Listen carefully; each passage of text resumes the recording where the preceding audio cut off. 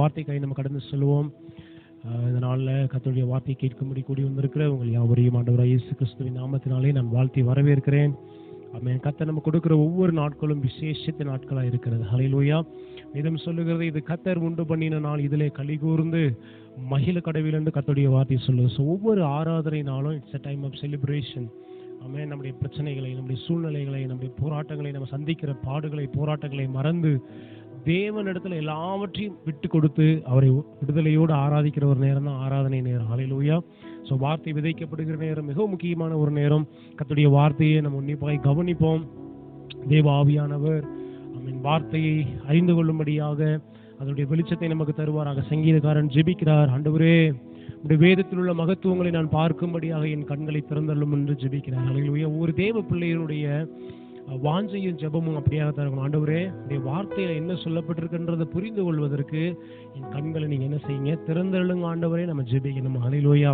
எத்தனை பேர் அப்படிப்பட்ட ஜெபத்தோடு இந்த இடத்துல இருக்கிறீங்க? நம்ம ஒரு விஷயம் கண்களை மூடி நம்ம ஜெபிக்கலாம். ஆண்டவரை நோக்கி, ஆண்டவரே உடைய வேதத்தின் மகத்துவங்களை பார்க்கும்படிக்கு என் கண்களை நீங்க திறந்தள்ளுங்க ஆண்டவரேன்னு சொல்லி கேட்போமா? ஹல்லேலூயா. ஸ்தோத்திரம் ஆண்டவரே. எங்கள் அளவில்லாமல் நேசிக்கிற எங்கள் அன்பின் ஆண்டவரே, ஆசீர்வதிக்கப்பட்ட இந்த நல்ல ஆராதனை நேரத்திற்காக நாங்கள் நன்றி செலுத்துகிறோம். ஆண்டவரே, சங்கீதக்காரன் ஜெபித்தது போல நாங்கள் ஜெபிக்கிறோம். வேதத்தின் மகத்துவங்களை, வேதத்தினுடைய ஆழங்களை ஆண்டவரே நாங்கள் புரிந்து கொள்ளும்படி, நாங்கள் அறிந்து கொள்ளும்படி எங்கள் கண்களை நீங்க திறந்தருளுங்க ஆண்டவரே. கேட்கப்படுகிற இந்த வார்த்தை எங்களுக்குள், எங்கள் இருதயத்துக்குள்ள கடந்து போகிறதான இந்த சத்தியம் ஒரு வார்த்தையாய் மாத்திரம் உள்ளே செல்லாதபடிக்கு ஆண்டவரே ஸ்தோத்திர ஆண்டவர், அது எங்களுக்குள்ள ஜீவனாய் மாறட்டும். அந்த வார்த்தை எங்களுக்கு வாழ்க்கையாய் மாறட்டும். எப்படி வார்த்தை மாம்சமானது, அதே போல் நாங்கள் கேட்கிற வார்த்தை எங்கள் வாழ்க்கையாய் மாறட்டும் ஆண்டவரே. இந்த பிள்ளைகள் ஒவ்வொருவரையும் நான் ஆசீர்வதிக்கிறப்பா. கர்த்தர் பெரிய காரியங்களை செய்யுங்க. இயேசுவின் நாமத்தில் ஜெபிக்கிறோம் எங்கள் நல்ல பிதாவே. ஆமென். ஹல்லேலூயா. கர்த்தருடைய நாமம் உயர்த்தப்படுவதாக. ஹல்லேலூயா. ஸோ தொடர்ந்து கர்த்தருடைய ஆசீர்வாதத்தை குறித்து நாம் என்ன செய்கிறோம், நம்ம தியானித்துக் கொண்டு வருகிறோம். இன்றைக்கு ஆசீர்வாதம்னா அதை குறித்த பல்வேறு விதமான கேள்விகளும் குழப்பங்களும் தவறான நம்பிக்கைகளும் தவறான கருத்துகளும் ஆசீர்வாதத்தை குறித்து என்ன செய்கிறது, பொதுவாக கிறிஸ்தவ சமுதாயத்தில் இருக்கிறது. ஆனால் ஒரு சபையாக, ஒரு தேவ பிள்ளையாக ஆசீர்வாதம் என்றால் என்ன, ஆசீர்வாதத்தின் நோக்கம் என்ன, தேவன் எப்படிப்பட்டவர், ஆசீர்வாதத்தை ஏன் தேவன் தருகிறார் என்பதை குறித்த அநேக காரியங்கள் நம்ம அறிந்து கொள்ள வேண்டியது நமக்கு அவசியமான ஒன்றாக இந்த காலத்தில் என்ன செய்கிறது இருக்கிறது. ஹல்லேலூயா. ஸோ கடந்த வாரத்தில் நம்ம ஒரு காரியத்தை பார்த்தோம். ஆசீர்வாதம்னா என்னன்றதை என்ன செய்தோம். இதற்கு முந்தைய நாட்கள் நம்ம பார்த்த ஒரு காரியம் என்னன்னா, நீதிமான் கர்த்தரை தேடுகிற ஒரு பிள்ளை ஆசீர்வதிக்கப்படுகிற ஒரு காலம் இது. ஆமென். உலகத்துல என்ன வேணா நடக்கலாம். வேதம் சொல்லுது பாருங்களேன், இதோ இருள் பூமியும் காரில் ஜனங்களையும் மூடும், ஆனாலும் உன்மேல் கர்த்தர் உதிப்பார். ஒருவேளை உலகத்திற்கு எதிர்மறையான காரியங்களும் பஞ்சங்களும் தோல்விகளும் என்ன செய்யலாம் இருக்கலாம். ஆனால் கர்த்தரை தேடுகிற ஒரு பிள்ளைக்கு கர்த்தர் ஆசீர்வாதத்தை தருவேன் என்று என்ன செஞ்சிருக்கிறார், வாக்கு பண்ணி இருக்கிறார். ஆகையால் தேவனிடத்திலிருந்து ஆசீர்வாதங்கள் நம்ம என்ன செய்யலாம், தைரியமா எதிர்பார்க்கலாம். ஹல்லேலூயா. ஸோ நீதிமான் ஆசீர்வதிக்கப்படுகிற ஒரு காலத்தை குறித்து நம்ம என்ன செய்தோம், பார்த்தோம். நீதிமானா யாரு, நீதிமானுக்கு என்று தேவன் என்னென்ன நன்மைகளை வைத்திருக்கிறார் என்றதை நம்ம என்ன செய்தோம், நம்ம பார்த்தோம். ஸோ அதை குறித்து திரும்ப திரும்ப நீங்க என்ன செய்யுங்க, அந்த செய்திகளை நீங்க கேட்கும்படி நான் விரும்புகிறேன். இந்த செய்திகள்லாம் அங்கே ரெக்கார்ட் செய்யப்படுகிறது, வேற எதற்காகவும் அல்ல. நாம் தொடர்ந்து என்ன செய்யணும், கர்த்தருடைய வார்த்தை இன்னும் அதிகமா என்ன செய்யணும், தொடர்ந்து அதை கேட்கணும்னு சொல்லி என்ன செய்யறேன். நல்லா ஒரு செய்தியை ஒரு செய்தி எடுத்தேன் அப்படின்னா அந்த செய்தி குறித்து பல காரியங்கள் என்ன செய்கிறேன், அதை குறித்து திரும்ப திரும்ப போட்டு என்ன செய்யறேன் கேட்கிறேன். வேதத்தை ஏன் நம்ம திரும்ப திரும்ப படிக்கிறோம்னா, ஒவ்வொரு முறையும் படிக்கும் போதும் அது என்ன செய்கிறது, புதிதான ஒன்றாக இருக்கு. உண்மையாக நான் சொல்றேன் பாருங்க, இந்த இடத்துல நான் பேசப்படுகிற ஒரு காரியத்தை குறித்து நம்ம ஒரு ஆயுதத்தோடு வந்தாலும் பரிசுத்த ஆவியானவர் நடத்துகிற பேசுகிற விதங்கள் ஒருவேளை இந்த இடத்துக்கு வரும்போது வித்தியாசமானதாக என்ன செய்கிறது இருக்கிறது. ஆகையால் நானே என்ன செய்வேன், என்னுடைய செய்தியை திரும்ப திரும்ப என்ன செய்யறேன், போட்டு அதை கேட்கிறேன். ஒவ்வொரு முறையும் கேட்கும் போதும் அதுவே எனக்கு ஒரு புதிய ஆசீர்வாதத்தை என்ன செய்கிறது, புதிதான ஒன்றை எனக்கு கற்றுக் கொடுக்கிறது. நான் பேசின செய்தி அப்போ நீங்களும் என்ன செய்யுங்க, அதுக்காக தான், அந்த நோக்கத்திற்காக தான் இந்த செய்தியில் என்ன செய்யுது, பதிவு செய்யப்படுகிறது. ஸோ நீதிமான் ஆசீர்வதிக்கப்படுகிற காலத்தை குறித்து நம்ம என்ன செய்தோம், நம்ம பார்த்தோம். அடுத்ததாக நம்ம அடுத்த ஸ்டெப்புக்குள்ள நம்ம, அதாவது இந்த ஆசீர்வாதத்தை குறித்து ஒவ்வொரு படியா நம்ம என்ன செய்யறோம், கொஞ்சம் கொஞ்சமா நம்ம தியானிக்க போகிறோம். அதுல முதல் படியாக நம்ம என்ன பார்த்தோம் அப்படின்னா, நீதிமானுடைய ஆசீர்வாதத்தை குறித்து நம்ம பார்த்தோம். ஏன்னா தேவன் சும்மா வந்தவங்க போனவங்களே ஆசீர்வதிக்கிறது கிடையாது. ஒரு மனுஷன் தேவனுக்காக நிற்கும் போது, தேவனுக்காய் வாழும் போது அவனை மாத்திரமல்ல அவனுடைய சந்ததியே தேவன் என்ன செய்கிறார், கர்த்தர் ஆசீர்வதிக்கிறார். ஹல்லேலூயா. ஸோ அப்ப ஆசீர்வாதத்தை குறித்து நம்ம என்ன செய்யணும் பார்த்தோம். ஆசீர்வாதம் என்றால் என்ன, ஏன் தேவன் ஒரு மனிதனை ஆசீர்வதிக்கிறார், என்ன நோக்கத்திற்காக ஆசீர்வதிக்கிறார் அப்படின்றத குறித்து நம்ம என்ன செய்தோம் பார்த்தோம். ஒவ்வொரு மனிதனையும் தேவன் ஒரு நோக்கத்தோடு என்ன செய்யறார், ஆசீர்வதிக்கிறார். ஆசீர்வாதத்துல பல்வேறு விதமான நிலைகள் என்ன செய்கிறது இருக்கிறது. ஒருவேளை எல்லாருக்கும் ஒரே மாதிரியான ஆசீர்வாதங்கள் ஒருவேளை என்ன செய்யலாம், இல்லாம இருக்கலாம். ஆனா கர்த்தர் பல்வேறு நோக்கங்களுக்காக மனிதன் என்ன செய்கிறாரு, ஆசீர்வதிக்கிறாரு. பல்வேறு நோக்கங்களுக்காக அவர்களை பயன்படுத்துறாரு. அவர்களை பயன்படுத்துவதற்காக தான் தேவன் அவர்களை என்ன செய்கிறார், ஆசீர்வதிக்கிறார். ஸோ அப்ப ஆசீர்வாதம்னா நமக்கு நல்ல ஒரு புரிந்து கொள்ளுதல் என்ன செய்யணும், நிச்சயமாக இருக்கணும். ஏன்னா இன்னைக்கு நிறைய பேருக்கு ஆசீர்வாதனாலே ஏதோ காசு இருக்கிறது, வீடு இருக்கிறது, கார் இருக்கிறது, பங்களா இருக்கிறது, தோட்டம் தருவர்கள் இருக்கிறது, அப்படிப்பட்டதான் என்ன செய்யறாங்க நினைக்கிறாங்க. ஆனா ஆசீர்வாதம் என்பது வேறு என்று நம்ம என்ன செய்தோம் பார்த்தோம். ஒரு வேத பகுதியை நம்ம வாசிப்போம். நீதிமொழிகள் அதனுடைய 10வது அதிகாரம் அதனுடைய 22வது வசனத்தை வாசிப்போம். நீதிமொழிகள் 10வது அதிகாரம் 2வது வசனம். வேதத்தை கையில் வைத்திருக்கிறவங்க தயவு செய்து வேதாகமத்தை நீங்க கொண்டு வரணும். வேதாகமத்தை எடுத்து உங்களுடைய கண்கள் என்ன செய்யணும், அதை பார்க்கணும். உங்க வாய் அந்த வார்த்தையை படிக்கணும். உங்க காதுகள் அந்த வார்த்தையை கேட்கணும். அது ரொம்ப முக்கியம். அல்லேலூயா. ஓகே, வாசிக்கலாமா? கர்த்தரின் ஆசீர்வாதமே ஐஸ்வர்யத்தை தரும், அதனோட அவர் வேதனையை கூட்டார். எல்லாம் சொல்லுங்க, கர்த்தரின் ஆசீர்வாதமே ஐஸ்வர்யத்தை தரும், அதனோட அவர் வேதனையை கூட்டார். ஒரு முறை கூட சொல்லலாமா?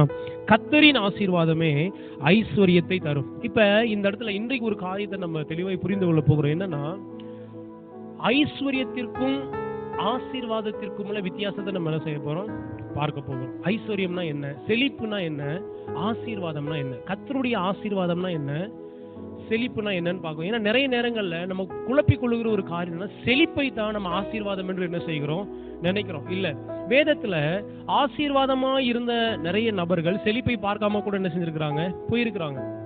கர்த்தரால் ஆசீர்வதிக்கப்பட்டவர்கள் செழிப்பை பார்க்காமயே மரித்து போயிருக்கிறாங்க. அப்ப அவங்களும் ஆசீர்வதிக்கப்படலையா அப்படின்னு வேதத்துல பார்த்தா நிச்சயமா அவர்கள் ஆசீர்வதிக்கப்பட்டிருக்கிறாங்க. அதனாலதான் சொல்றேன், என்னன்னா ஆசீர்வாதம் வேறு, ஐஸ்வர்யம் வேறு. ஆசீர்வாதம் வேறு, செழிப்பு வேறு. இங்கு வேதம் தெளிவாய் சொல்லுது பாருங்க, கர்த்தரின் ஆசீர்வாதமே ஐஸ்வர்யத்தை என்ன செய்யுமா, தருமா. அல்லேலூயா. அப்ப நன்றாய் புரிந்து கொள்ளுங்க. இந்த இடத்துல நம்ம பார்க்கிறோம், ஆசீர்வாதம் தான் ஐஸ்வர்யத்தை தருகிறது. அல்லேலூயா. இத்தனை பேருக்கு புரியுது? ஆசீர்வாதம் தான் செழிப்பை கொண்டு வருகிறது, ஆசீர்வாதம் தான் உயர்வை கொண்டு வருகிறது, ஆசீர்வாதம் தான் மேன்மையை கொண்டு வருகிறது. அல்லேலூயா. இப்ப நல்லா கவனிச்சு ஒரு எடுத்துக்காட்டு சொல்றேன். இப்ப காற்றை நம்ம என்ன செய்ய முடியல, பார்க்க முடியல. ஆனா எதை வச்சு காற்றடிக்குதுன்னு சொல்றோம், நம்ம மரம் செடி கொடிகளை என்ன செய்கிறது, ஆடுகிறது, அசைகிறது. இதை பார்த்துதான் நம்ம என்ன செய்யறோம், காற்றடிக்கிறத சொல்றோம். அப்ப இலை அசைவதனால அந்த இலை அசைவதை நம்ம காற்றுன்னு சொல்ல முடியுமா? இல்ல, காற்று அடிப்பதனாலதான் இலை என்ன செய்கிறது, அசைகிறது. புரியுதா உங்களுக்கு? அப்ப ஆசீர்வதிக்கப்படுவதனாலதான் ஐஸ்வர்யம் என்ன செய்கிறது, வருகிறது. புரியுதா உங்களுக்கு? இதனுடைய வித்தியாசம் புரியுதா? காற்று வேறு, இலைகள் அசைவது வேறு. இலைகள் எதனால் அசைகிறது, காற்று அடிப்பதனாலதான் அசைகிறது. அதே போலதான் ஆசீர்வாதம் வேறு, ஐஸ்வர்யம் வேறு. இந்த எப்படி நம்ம காற்றை பார்க்க முடியலையோ அதே போல கர்த்தருடைய ஆசீர்வாதத்தை நம்ம என்ன செய்ய முடியல, பார்க்க முடியல. ஆனா காற்று அடிப்பதனால் ஏற்படுகிற அந்த அசைவுகளை பார்ப்பதன் மூலம் காற்று அடிக்கிறது நம்ம என்ன செய்யறோம், உறுதிப்படுத்துறோம். அதே போலதான் இந்த ஐஸ்வர்யம் வருவது நிமித்தமாக, இந்த செழிப்பு வருவது நிமித்தமாக கர்த்தருடைய ஆசீர்வாதம் இருக்கிறது என்பதை நம்ம என்ன செய்யலாம், புரிந்து கொள்ளலாம். புரியுதா உங்களுக்கு? ஒரு நாளும் வீடு வாசல் பணம் சொத்து சுகம் இதெல்லாம் இருப்பதனால நம்ம ஆசீர்வதிக்கப்பட்டிருக்கிறோம்னு அர்த்தம் கிடையாது. நல்ல கவனிங்க. உலகத்துல எத்தனையோ இயேசு கிறிஸ்துவை அறியாதவர்கள் கூட ஆஸ்தியோடும் ஐஸ்வர்யத்தோடும் பொன்னோடும் பொருளோடும் செழிப்போடும் சுகத்தோடும் என்ன செய்யறாங்க, வாழ்ந்து கொண்டிருக்கிறாங்க. அதற்காக அவர்கள் எல்லாம் கர்த்தரால் ஆசீர்வதிக்கப்பட்டவர்கள் என்ற ஒரு முடிவுக்கு நம்ம என்ன செய்ய முடியாது, வர முடியாது. ஏன்னா இந்த உலகத்தின் காரியங்களும் அநேக ஆசீர்வாதத்தை என்ன செய்கிறார், செழிப்பு என்ன செய்கிறது, கொண்டு வருகிறது. ஒன்றை நல்லா புரிந்து கொள்ளணும். வேதம் தெளிவாய் சொல்லுகிறது, கர்த்தரின் ஆசீர்வாதமே ஐஸ்வர்யத்தை தரும். அப்போ ஒன்றை நல்லா நீங்க புரிந்து கொள்ளணும், கர்த்தருடைய ஆசீர்வாதம் தான் ஒரு மனுஷனுக்கு ஐஸ்வர்யத்தை என்ன செய்து கொண்டு வருது. அப்ப ஆசீர்வாதம் என்பது கர்த்தரிடம் மட்டும்தான் வருகிறது, ஆண்டவற்றிலிருந்து மட்டும்தான் என்ன செய்கிறது, ஆசீர்வாதம் வருகிறது. அல்லேலூயா. வேற ஆண்டவற்றிலிருந்து வரலாம், அதுக்கப்புறம் தேவ மனிதர்கள் மூலமாகவும் என்ன செய்கிறது, ஆசீர்வாதம் வருகிறது. ஆனா ஆசீர்வாதத்தை சத்துரு என்ன செய்ய முடியாது, கொடுக்க முடியவே முடியாது. வேத தெளிவாய் சொல்லுகிறது. அப்ப உலகத்தில் இருக்கிறவங்க எல்லாம் நல்லா ஆஸ்தியோடு ஐஸ்வர்யத்தோடு இருக்கிறாங்களா அப்படின்னா அவங்க செழிப்பை பிசாசு என்ன செய்ய முடியும், கொடுக்க முடியும். நல்லா புரிந்து கொள்ளணும் நீங்க. அதாவது செழிப்பையும் ஐஸ்வர்யத்தையும் பிசாசு என்ன செய்ய முடியும், கொடுக்க முடியும். ஆனா ஆசீர்வாதத்தை தேவன் மட்டும்தான் என்ன செய்ய முடியும், கொடுக்க முடியும். அல்லேலூயா. இப்ப இங்க வேதம் தெளிவாக சொல்லுது, கர்த்தரின் ஆசீர்வாதமே ஐஸ்வர்யத்தை தரும். அப்போ ஒரு காரியத்தை நம்ம நல்லா புரிந்து கொள்ளணும். தேவன் தான் ஆசீர்வதிக்கிறார். தேவனிடத்திலிருந்து தான் என்ன செய்கிறது? ஆசீர்வாதம் வருகிறது. அந்த ஆசீர்வாதத்தின் விளைவாக ஐஸ்வர்யமும் செழிப்பும் என்ன செய்கிறது? நமக்கு கடந்து வருகிறது. அப்ப கர்த்தரின் ஆசீர்வாதம் தான் என்ன செய்கிறது? ஐஸ்வர்யத்தை தருகிறது என்று கர்த்தருடைய வார்த்தை தெளிவாய் நமக்கு என்ன செய்கிறது? சொல்லுகிறது. இப்ப ஐஸ்வர்யம் என்றால் என்ன அப்படின்னா, என்னுடைய தேவைக்கும் அதிகமா இருப்பதுதான் ஐஸ்வர்யம் என்று பொருள். அல்லேலூயா. அதாவது நல்லா கவனிங்க, நீங்க ஐஸ்வர்யவானா இருப்பதற்கு, நீங்கள் செழித்திருப்பதற்கு உங்கள்ட்ட கோடி கோடியாய் பணம் இருக்க வேண்டும் என்ற அவசியம் இல்லை. அல்லேலூயா. ஐஸ்வர்யமான ஒரு வாழ்க்கை வாழ்வது என்றால் என்னன்னா, உங்களுடைய தேவைக்கும் அதிகமா இருக்கிறது. அப்படின்னா ஒண்ணு சொல்ற பாருங்க, உங்களுக்கு இன்னைக்கு 100 ரூபாய் தேவை, ஆனா உங்ககிட்ட 200 ரூபாய் உங்களுக்கு கிட்ட இருக்கு அப்படின்னா, நீங்கள் தேவனுடைய ஐஸ்வர்யத்தை செய்றீங்க, அனுபவிக்கிறீங்கன்னு அர்த்தம். இதுதான் ஐஸ்வர்யத்தின் வாழ்வு. ஆமென். உங்களுக்கு ஒன்று தேவை, ஆனா உங்களுக்கு ஒன்றிலும் அதிகமா இருப்பது என்னது?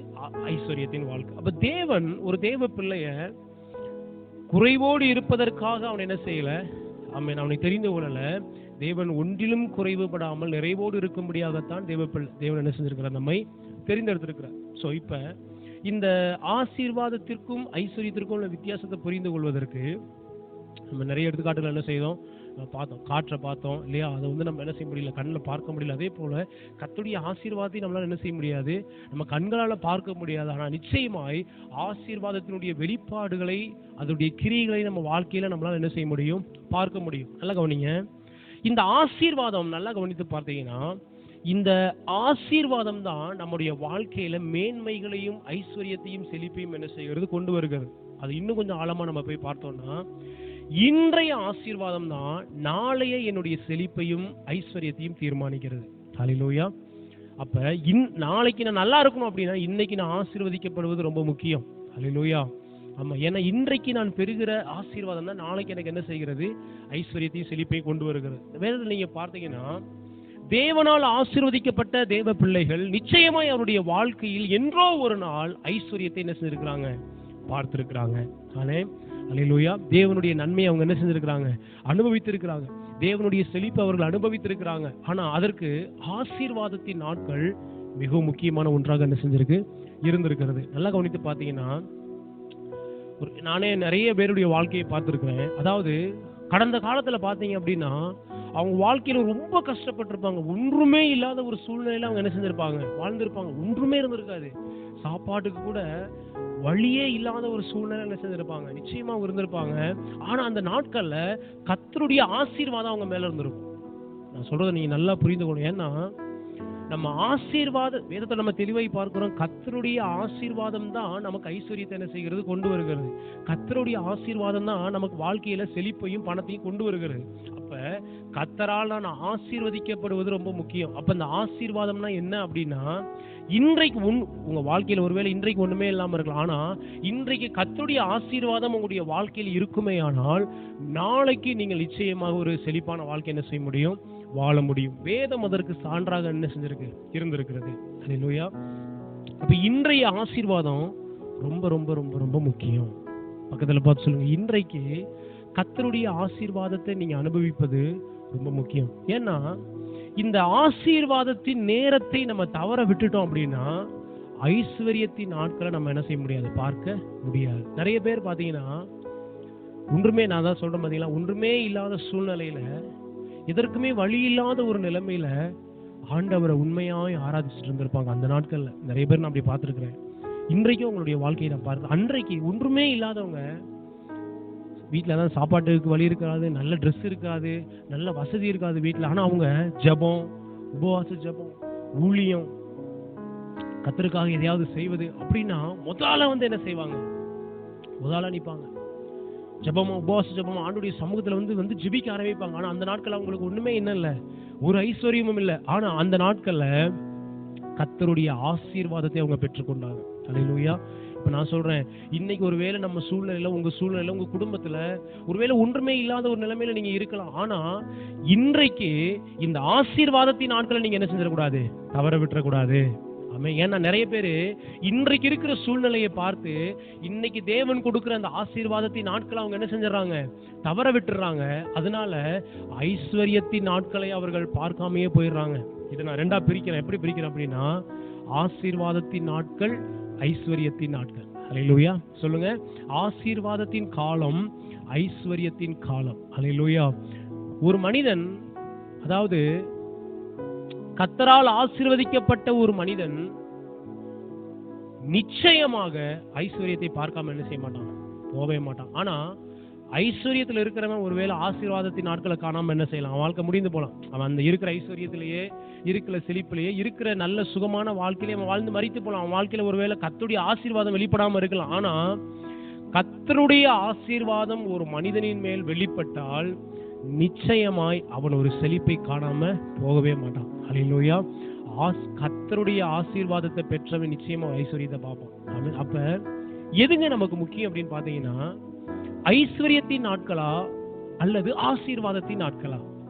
ஐஸ்வர்யத்தின் காலமா அல்லது ஆசீர்வாதத்தின் காலமான்னு பாத்தீங்கன்னா, நம்முடைய வாழ்க்கையில எது ரொம்ப முக்கியம்னா, கர்த்தரால் நம்ம ஆசீர்வதிக்கப்படுகிற காலம் ரொம்ப முக்கியம்.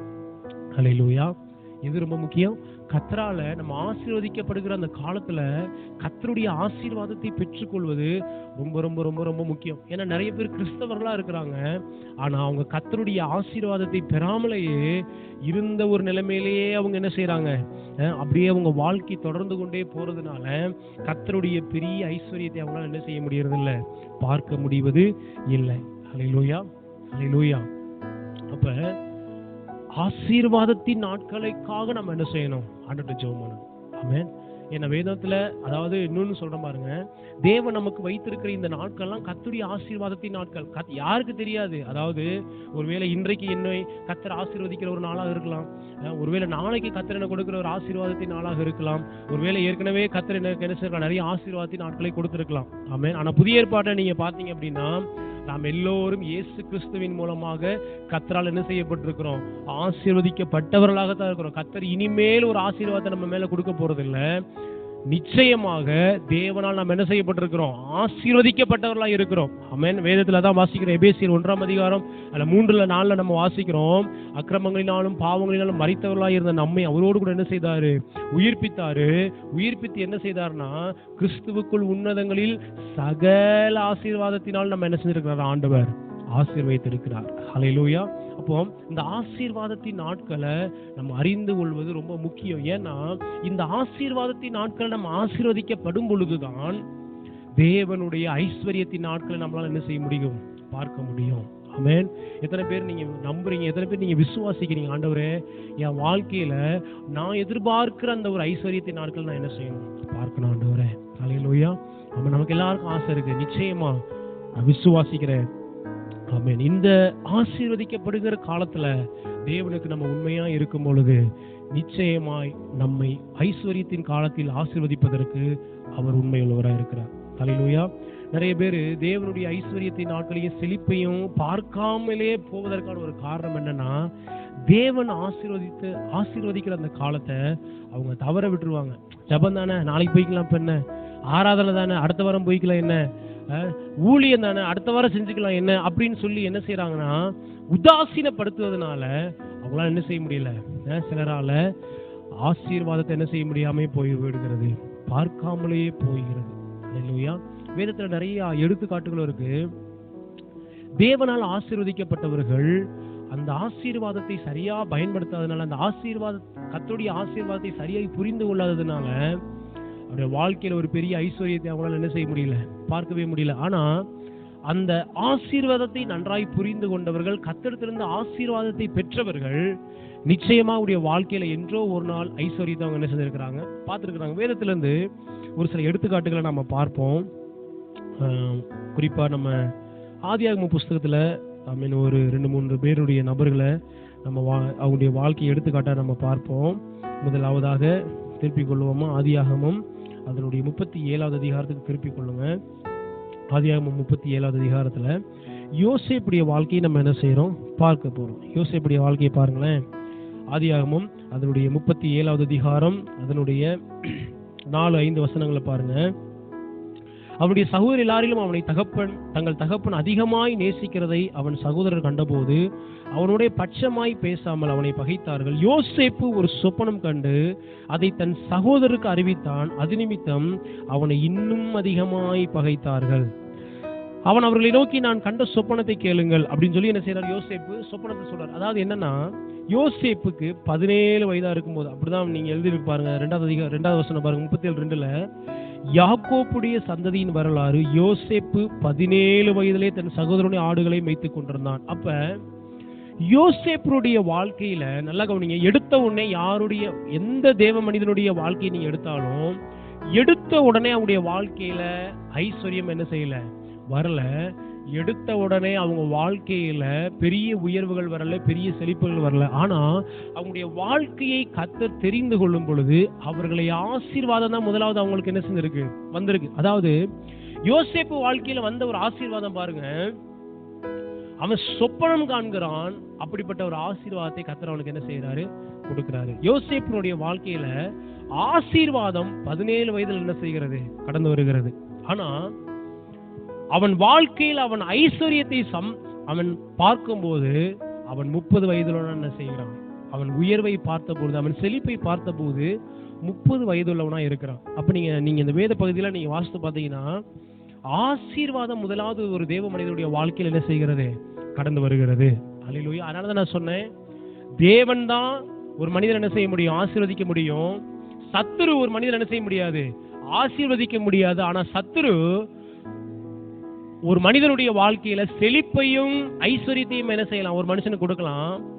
அதனாலதான் நிறைய பேர் குழம்பிக் கொள்றாங்க. என்னன்னா, ஒரு மனிதன்ட்ட ஐஸ்வர்யமும் ஆஸ்தியும் அவன்கிட்ட செழிப்பும் இருக்கிறதுனால அவன் கடவுளுக்குரிய மனுஷன், அவன் கடவுளால் ஆசீர்வதிக்கப்பட்ட மனுஷன் தவறான ஒரு புரிந்து கொள்ளுதலுக்கு வருகிறாங்க. நன்றாய் நம்ம புரிந்து கொள்ள வேண்டும். ஐஸ்வர்யமாய் இருக்கிறவர்கள் எல்லாரும் ஆசீர்வாதமாய், அதாவது ஐஸ்வர்யமாய் இருக்கிறவர்கள் எல்லாரும், செழிப்பாய் இருக்கிற எல்லோரும் தேவனால் ஆசீர்வதிக்கப்பட்டவர்கள் என்ற முடிவுக்கு என்ன செய்யக்கூடாது, நம்ம வரக்கூடாது. அவர்கள் ஐஸ்வர்யவான்களா இருக்கிறாங்க. ஒருவேளை பிசாசு கூட உங்களுக்கு என்ன செய்யலாம், ஐஸ்வர்யத்தை கொடுக்கலாம். ஆனால் தேவன் தான் ஒரு மனுஷனுடைய வாழ்க்கையில என்ன செய்ய முடியும், ஆமென், ஆசீர்வாதத்தை கொடுக்க முடியும். ஆசீர்வாதம் ஒரு தேவ மனிதனுடைய வாழ்க்கையில படிப்படியாக தான் என்ன செய்கிறது, வேலை செய்கிறது. இப்ப பாருங்க, யோசேப்புடைய 17 வயசுல தேவனுடைய ஆசீர்வாதம் அவன் வாழ்க்கையில் என்ன செய்கிறது, வெளிப்படுகிறது. இந்த ஆசீர்வாதம் வெளிப்படுகிறதுனால என்ன நடக்குது பாத்தீங்கன்னா, ஆசீர்வாதம் படிப்படியாய் அவனுடைய வாழ்க்கையில் ஐஸ்வர்யத்தை என்ன செய்கிறது, கொண்டு வருகிறது, தயவை கொண்டு வருது. நீங்க அடுத்தடுத்த அதிகாரத்துல நீங்க வாசித்து பாத்தீங்கன்னா, 39வது அதிகாரத்துல நீங்க வாசித்து பாருங்களேன். அங்க பாருங்க, அங்க சொல்லப்பட்டிருக்கு பாருங்க, கர்த்தர் யோசேப்போடு இருந்தார், அவன் காரிய சித்தியுள்ளவனானான். அல்லேலூயா. கர்த்தர் என்ன செய்யறாரு, அவனை ஆசீர்வதிச்சிருக்கிறாரு. யோசேப்பு என்றவனை கர்த்தர் ஆசீர்வதிக்கிறார். 17 வயசுல கர்த்தர் என்ன செய்யறாரு, ஆசீர்வதிக்கிறாரு.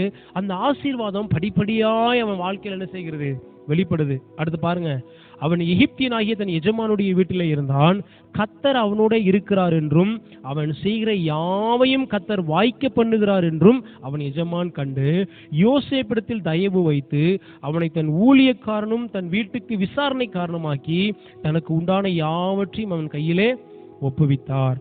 அவனை தன் வீட்டுக்கும் தனக்கு உண்டான எல்லாவற்றிற்கும் விசாரணைக்காரனாக்கியது முதற்கொண்டு கர்த்தர் யோசேப்பு நிமித்தம் அந்த எகிப்தியன் வீட்டை ஆசீர்வதித்தார். வீட்டிலும் வெளியிலும் அவனுக்கு உண்டானவைகள் எல்லாவற்றிலும் கர்த்தருடைய ஆசீர்வாதம் இருந்தது. ஹல்லேலூயா. கவனிச்சு பார்த்தீங்கன்னா, யோசேப்பை கர்த்தர் ஆசீர்வதிக்கிறாரு. இதனால என்ன நடக்குதுன்னா, அவன் காரிய சித்தி உள்ளவனான என்ன செய்கிறான், மாறுகிறான். அடுத்து என்ன நடக்குது, கர்த்தர் அவனோடு கூட இருக்கிறார் என்றும் அவன் செய்கிற யாவையும் கர்த்தர் வாய்க்க பண்ணுகிறார் என்றும் அவன் எஜமான் என்ன செய்கிறார், பார்க்கிறார். ஹல்லேலூயா. இதுதான் 17வது, அதாவது இந்த 37வது அதிகாரத்தை நீங்க வாசித்து பார்த்தீங்கன்னா, 17வது வயதுல தேவன் யோசேப்பை எவ்வாறு ஆசீர்வதிக்கிறார் என்பதை நம்ம என்ன செய்கிறோம், பார்க்கிறோம். இதான் ஆசீர்வாதத்தின் காலம், ஆசீர்வாதத்தின் நாட்கள். தேவன் தம்முடைய பிள்ளையை என்ன செய்கிறார், சந்தித்து அவனுக்கு ஒரு ஆசீர்வாதத்தை கொடுக்கிற காலம் தான் யோசேப்புடைய ஆரம்ப காலம். ஆனா அவன் வாழ்க்கையில தேவனுடைய ஆசீர்வாதம் வந்தது நிமித்தமாக படிப்படியா என்ன வருகிறது, ஐஸ்வர்யம் வருது. பாத்தீங்களா, கொஞ்சம் கொஞ்சமா என்ன வருது. முதல்ல போத்திபார் வீட்டுல இருக்கிறாரு. அந்த வீட்டுல என்ன வருது, அவருக்கு தயவு என்ன செய்யறாரு, தயவை உண்டு பண்றாரு. எஜமானுடைய கண்கள்ல அவனுக்கு தயவு கிடைக்க பண்ணுகிறாரு. வீட்டுல இருக்கிறதுக்கு அவன் என்ன செய்யறாரு, அதிகாரி ஆக்குறாரு. அப்புறம் பாத்தீங்கன்னா அவன் செய்கிற எல்லாத்தையும் கர்த்தர் என்ன செய்யறாரு, வாய்க்க பண்ணுகிறாரு. இவன் ஆசீர்வதிக்கப்பட்டவன் ஒருத்தன் இருக்கிறதுனால அவன் இருக்கிற வீடு கூட என்ன செய்கிறது? ஆசீர்வதிக்கப்படுகிறது. அல்லேலூயா. நான் சொல்றேன், கர்த்தர் உங்களை ஆசீர்வதிச்சிருப்பதனால இன்னைக்கு ஒருவேளை அந்த நாட்கள்ல பெரிய ஐஸ்வர்யமும் செழிப்பும் உங்களுக்கு இல்லாம இருக்கலாம். ஆனா நீங்க ஒரு வேலையை செய்றீங்க, நல்ல கவனிங்க. கர்த்தரால் ஆசீர்வதிக்கப்பட்டிருக்கன்றதுக்கு ஒரு அடையாளத்தை சொல்றேன். இன்னைக்கு ஒருவேளை உங்கள்கிட்ட ஐஸ்வர்யம் இல்லாம இருக்கலாம், செழிப்பு இல்லாம இருக்கலாம். ஆனா நீங்க கர்த்தரால் ஆசீர்வதிக்கப்பட்டிருக்கிறீங்கன்றதுக்கு என்ன அடையாளம் அப்படின்னா, நீங்க காரிய சித்தி உள்ளவனா இருப்பீங்க. நீங்க செய்யற காரியத்துல கர்த்தர் ஒரு வெற்றி என்ன செய்வாரு? தருவாரு. நீங்க எந்த ஒரு காரியத்தை செய்தாலும் அந்த காரியத்தை கர்த்தர் வாய்க்க பண்ணுவார். அதான் கர்த்தருடைய ஆசீர்வாதம் என்ன செய்யுது இருக்குது. அதே போல பாருங்க, ஆசீர்வாதம் வந்த உடனே அவன் பெரிய ஒரு நாட்டுக்கு உடனே என்ன செய்யல, அதிகாரி ஆகல. ஆனா ஒரு வீட்டுல அடிமையா என்ன செய்யறான்? வேலை செய்யறான். அடிமை வேலை தான். பாத்திரம் கழுவ, துணி துவைக்க, தோட்டத்துல வேலை செய்ய, இந்த மாதிரி சகலவிதமான அடிமைத்தன வேலையும் அவன் என்ன செய்யறான்? அந்த வீட்டு வேலை செய்யறான். ஆனா பெரிய ஐஸ்வர்யம் ஆகலாம, அவன் வீட்டு வேலை தான் செய்யறான். ஆனா பாத்தீங்கன்னா அந்த நாட்களில கர்த்தருடைய ஆசீர்வாதம் அவன் மேல இருந்ததுனால அவன் இருந்த வீட்டையே கர்த்தர் ஆசீர்வதிக்கிறார். இதுதான் ஆசீர்வதிக்கப்பட்டவனுக்கான அடையாளம். அல்லேலூயா. நான் சொல்றேன், நீங்க இன்னைக்கு பெரிய ஆளா இல்லாம இருக்கலாம். ஆனா உங்கள் நிமித்தம் உங்க எஜமான்களை கர்த்தர் ஆசீர்வதிப்பாருங்க. நீங்க ஒரு ஆபீஸ்ல வேலை செய்யலாம், நீங்க ஒரு தொழில் செய்யலாம். கர்த்தர் ஆசீர்வாதம் உங்க மேல இருக்கிறதுனால உங்களுடைய எஜமான்களை கூட கர்த்தர் ஆசீர்வதிப்பார். அதான் ஆசீர்வாதம். இதான் ஆசீர்வாதத்தின் வெளிப்பாடு. உங்களுக்கு புரியுதா? ஆசீர்வாதம் எப்படிப்பட்ட வேலைகள்லாம் செய்து பாருங்க. ஆசீர்வாதத்தின் அடையாளங்கள் என்னன்னு நீங்க அடுத்த இடையில நம்ம தியானிப்போம். ஆசீர்வாதத்தின் அடையாளங்கள் என்ன அப்படின்னு நம்ம பார்க்க போறோம். இதுக்கு ஒரு சின்ன எடுத்துக்காட்டுக்கு சொல்றேன் நான். என்னன்னா, ஐஸ்வர்யம் வரல, ஆனா ஆசீர்வாதம் என்ன செஞ்சிருச்சு? வந்துருச்சு. ஆசீர்வாதம் வந்துருச்சு, நிச்சயம் ஐஸ்வர்யம் என்ன செய்யும்? கண்டிப்பா வரும். அதனாலதான் கர்த்தரின் ஆசீர்வாதமே ஐஸ்வர்யத்தை தரும் வேதம் சொல்லுது. இப்ப பாருங்க, விசாரணைக்காரனாகிறாரு. தனக்கு உண்டான யாவற்றையும் கையில் என்ன செய்யறாரு? பொறுப்புகள் வருகிறது. நல்லா கவனிங்க. ஒருவேளை நீங்க உங்கள்ட்ட பணம், பதவி, வசதிகள், வாய்ப்புகள் இல்லாம இருக்கலாம். ஆனா கர்த்தர் சின்ன சின்ன பொறுப்புகளை உங்களை நம்பி கொடுக்கிறாருன்னா நீங்க ஒரு நாள் என்ன செஞ்சிடக்கூடாது? அசட்டை பண்ணக்கூடாது. இதெல்லாம் கர்த்தர் ஆசீர்வதிச்சதுனால உங்களுக்கு உண்டாகிறது. அல்லேலூயா. ஊழியத்துல கூட சொல்றேன், தேவன் பொறுப்புகளை கொடுக்கிறாரா, தேவன் சில வாய்ப்புகளை உங்களுக்கு கொடுக்கிறாரா, நல்லா புரிஞ்சுக்கணும். நீங்க இதெல்லாம் தேவனுடைய ஆசீர்வாதம் நம்ம மேல இருக்கிறதுனால கர்த்தர் நமக்கு தருகிறது. இதெல்லாம் எதுக்காக உண்டாகுதுன்னா, ஒரு நாள் நிச்சயமா நம்ம ஒரு பெரிய செழிப்பை, ஐஸ்வர்யத்தை என்ன செய்ய போறோம்? பார்க்க போறோம் அப்படின்றதுக்கு ஒரு அடையாளங்கள் இதெல்லாம். அடுத்து பாருங்க என்ன நடக்குதுன்னு பாருங்க. அவன் ஆசீர்வதிச்சதுனால யோசேப்பின் நிமித்தம் கர்த்தர் என்ன பண்றாருன்னா அந்த எகிப்தியன் வீட்டை ஆசீர்வதிக்கிறார். அந்த எகிப்தியன் இப்படிப்பட்டவன், விக்கிரக ஆராதனை நிறைஞ்சவன், பூஜைகளை வச்சு செஞ்சுக்கிட்டு இருக்கிறவன், அப்படிப்பட்டவனுடைய வீட்டை கர்த்தர் என்ன செய்யறாரு? ஆசீர்வதிக்கிறார். அல்லேலூயா. ஆசீர்வதிக்கப்பட்டவன் எந்த இடத்துல இருந்தாலும் அவன் நிமித்தம் அநேகரை கர்த்தர் ஆசீர்வதிப்பார். அல்லேலூயா. நீங்க வேதத்துல வாசித்து பார்த்தீங்கன்னா, தேவன் ஆசீர்வதித்த நபர்கள் எல்லாம் அவங்க வாழ்க்கையை ஆரம்பிக்கும் போது அவங்கள்ட்ட ஒன்றுமே இல்லாத ஒரு நிலைமையில தான் என்ன செஞ்சிருக்கு? இருந்திருக்கு. ஆபிரகாம பாருங்க. இந்த ஆதியாகம புஸ்தகத்துல நிறைய பேருடைய வாழ்க்கையை நம்ம பார்க்க முடியும். ஆபிரகாம தேவன் அழைக்கும் போது பாருங்க, அவன் வாழ்க்கையில எல்லாத்தையும் விட்டுட்டு அவனை கர்த்தர் என்ன செய்யறாரு? கர்த்தர் அவனை வெளியில கொண்டு வர. அதான் ஆசீர்வாதத்தின் நேரம். கர்த்தர் அவனை ஆசீர்வதிக்கிறார். அவன் கீழ்ப்படிகிறான் கர்த்தருடைய வார்த்தைக்கு. கர்த்தர் அவனை ஆசீர்வதிக்கிறார். ஆனா ஆபிரகாமோட முடிவை நீங்க பாத்தீங்கன்னா, அவன் வெள்ளியும் பொன்னுமுடைய சீமானா இருந்தான்னு வேதம் சொல்லுகிறது. அவனை குறித்து ஜனங்கள் சாட்சி சொல்றாங்க. அல்லேலூயா.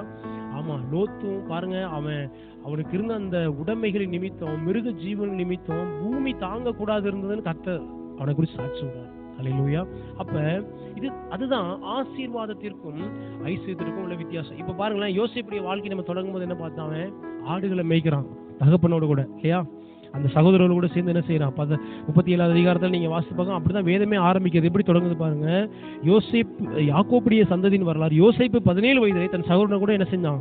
ஆடுகளை மேய்த்துக்கிட்டு இருக்கான். அப்ப ஆசீர்வதிக்கப்பட்டவனுடைய ஒரு வாழ்க்கை துவங்கும் போது அவனுடைய வாழ்க்கை எங்க தொடங்குறது?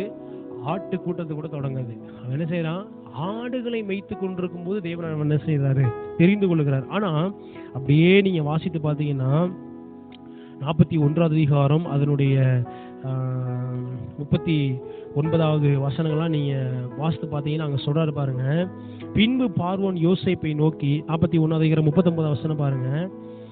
38 கூட பார்க்கலாம். அப்பொழுது பார்வோன் தன் ஊழியக்காரன் நோக்கி, தேவ ஆவியை பெற்ற இந்த மனுஷனைப் போல வேறொருவன் உண்டோ என்றான். பின்பு பார்வோன் யோசேப்பை நோக்கி, தேவன் இவை எல்லாவற்றையும் உனக்கு வெளிப்படுத்தி இருக்கிறபடியால் உன்னை போல விவேகமும் ஞானமும் உள்ளவன் வேறு ஒருவனும் இல்லை. நீ என் அரண்மனைக்கு அதிகாரியா இருப்பாய். இப்பதான் என்ன வருது? ஐஸ்வர்யம் வருது, உயர்வு வருது, செழிப்பு வருது. பாத்தீங்களா? 37 அதிகாரம் 2வது வசனத்துல தேவன் அவனை ஆசீர்வதிக்கும் போது, அவனுக்கு சொப்பனத்தை கொடுக்கும் போது, அவனை யோசேப்புடைய வாழ்க்கையை 17 வயசுக்கு முன்னாடி என்ன நடந்துச்சுன்னே தெரியல. ஆனா யோசேப்புடைய வாழ்க்கையை ஆசீர்வதிக்கப்படும் போது 17 வயதுல தான் என்ன செய்கிறது? வாழ்க்கை தொடங்குறது. அன்னைக்கு அவன்கிட்ட ஒன்றுமே இல்லை. அதனாலதான் பாருங்க, ஆசீர்வதிக்கப்படுகிற நாட்கள் உங்க கையில ஒன்றுமே இல்லாம இருக்கலாம். ஆனால் தேவன் நிச்சயமாய் அந்த ஆசீர்வாதம் உங்க வாழ்க்கையில வெளிப்பட்டு வரும்போது நீங்கள் மிகவும் உயர்ந்த ஒரு நிலைமையில நீங்க இருப்பீங்க. ஹல்லேலூயா. அதனாலதான் ஆசீர்வாதத்தின் நாட்களை நம்ம என்ன செஞ்சிடக்கூடாது? தவற விட்டுறக்கூடாது. ஆசீர்வாதத்தின் நாட்களை அசட்டை பண்ணி விடக்கூடாது. ஆசீர்வாதத்தின் நாட்களை நம்ம பெற்றுக்கொள்வோமானால் நிச்சயமாக ஐஸ்வர்யத்தின் நாட்கள் நமக்கு என்ன செய்கிறது? உண்டு. இப்ப சொல்றாரு பாருங்க, நீ என் அரண்மனைக்கு அதிகாரியா இருப்பாய், உன் வாக்கின்படியே என் ஜனங்கள் எல்லோரும் அடங்கி நடக்க கடவர்கள், சிங்காசனத்தில் மாத்திரம் முன்னில் நான் பெரியவனாய் இருப்பேன். நான் பின்னும் பார்வோன் யோசேப்பை நோக்கி, பார், எகிப்து தேசம் முழுமைக்கும் உன்னை அதிகாரியாக்கிறேன் என்று சொல்லி பார்வோன் தன் கையில் போட்டிருந்த தன் முத்திரை மோதிரத்தை கலற்றி அதை யோசேப்பின் கையிலே போட்டு மெல்லிய வஸ்திரங்களை அவனுக்கு உடுத்தி பொன் சரப்பணியை அவன் கழுத்திலே தரித்து தன்னுடைய 2ஆம் ரதத்தின் மேல் அவனை ஏற்றி தெண்டனிட்டு பணியுங்கள் என்று அவனுக்கு முன்பாக கூறிவித்து எகிப்து தேசம் முழுமைக்கும் அவனை அதிகாரியாக்கினான். ஹல்லேலூயா. அடுத்து மனைவி கூட என்ன செய்யறாரு? திருமணம் கூட அவனுக்கு கொடுக்கிறார். அந்நிய தேசத்துல இருக்கிறான். ஆனா பாருங்க, ஆசீர்வதிக்கப்பட்ட, நல்ல கவனிங்க, ஆசீர்வாதத்தை நீங்க பெற்றுக்கொண்ட பிறகு ஐஸ்வர்யத்தை நீங்கள் பார்க்கிற நாட்களுக்குள்ள அந்த கேப் இருக்கு பார்த்தீங்களா? அது ஒருவேளை ரொம்ப கடினமான ஒரு காலமா என்ன செய்யலாம் இருக்கலாம். ஆனா தேவனுடைய ஆசீர்வாதம் உங்க வாழ்க்கையில ஐஸ்வர்யத்தை கொண்டு வருகிற அந்த நாட்கள் தொடங்கிருச்சுன்னா எல்லாமே அடுத்தடுத்து நடக்க ஆரம்பிக்கும். ஹல்லேலூயா. இப்ப பாருங்க, கிட்டத்தட்ட 17 வயசுல அவனை தேவன் ஆசீர்வதிக்கிறார். கிட்டத்தட்ட 13 வருஷம் அவன் வாழ்க்கையில எத்தனையோ சோதனை, எத்தனையோ போராட்டம், எத்தனையோ வேதனையான அனுபவம், கண்ணீரின் அனுபவம், தனிமையின் அனுபவம், வேதனை வழியா என்ன செய்யறாரு? கடந்து போகிறாரு. புறக்கணிப்பின் வழியா கடந்து செல்றாரு. பழி சாட்டப்படுறாரு. தவறா குழியில் தூக்கி எறியப்படுகிறாரு. செய்யாத தண்டனைக்கு தவறுகள் என்ன செய்யறாரு? அனுபவிக்கிறார். ஆனா இந்த நாட்கள்லாம் கர்த்தர் என்ன செய்யறாரு? கர்த்தர் நிச்சயமா கூட தான் இருக்கிறாரு. ஆனா அந்த நாட்கள் ஒரு ஐஸ்வர்யம் அவருடைய வாழ்க்கையில என்ன செய்யல? வெளிப்படல. அடிமையா தான் என்ன செய்யறாரு? இருக்கிறார். ஆனா ஐஸ்வர்யத்தின் நாட்கள் அவருடைய வாழ்க்கையில தொடங்கிய உடனே எல்லாமே உடனே நடக்குதுங்க. இதுதான் கர்த்தருடைய செழிப்பு வெளிப்படுகிற ஒரு காலம். ஹல்லேலூயா.